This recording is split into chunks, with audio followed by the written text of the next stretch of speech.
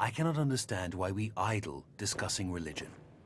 If we are honest, and scientists have to be, we must admit that religion is a jumble of false assertions with no basis in reality.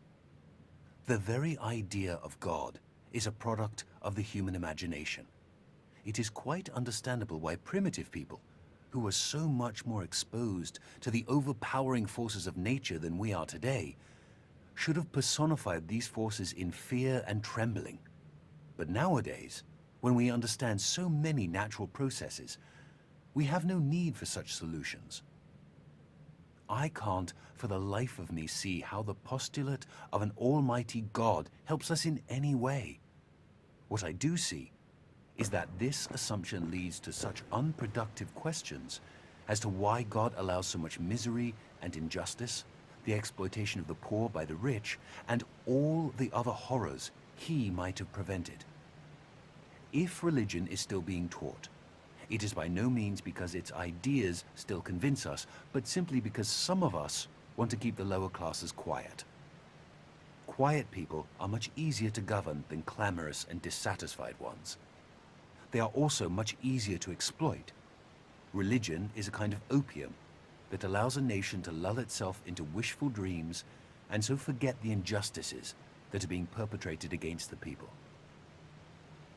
Paul Dirac, 1927, as related by Werner Heisenberg. So, you see what I'm saying here? Yep, this one doesn't fit either. How would you characterize the way in which it doesn't fit? Well, it's about arguing, and it's about being greatly disturbed by issues that are relatively small. It's not aiming high, and it's not about ultimate truth, not really. It's mostly about what some stupid people are doing that is wrong compared to what I am doing that is right. But Paul Dirac was definitely a truth seeker, in the domain of physics at least. Yeah, but I don't feel that attitude in this piece at all. If a belief is just formed in opposition to other beliefs, it can't be fundamental? It can't be that deep. But, you know, where he says the thing about natural processes, he starts to outline an actual philosophy.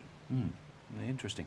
There's something that could stand on its own, that isn't just rejection and opposition, but then he drops it. Well, this isn't the atheist manifesto we need. I'll keep looking. Okay. You know, at one point Dirac also wrote this. One could perhaps describe the situation by saying that God is a mathematician of a very high order, and he used very advanced mathematics in constructing the universe. I think he meant God in an Einstein kind of way. He said that? Same guy. Same guy. Later in life, though. People are strange. Scientists are stranger. Yes, they are.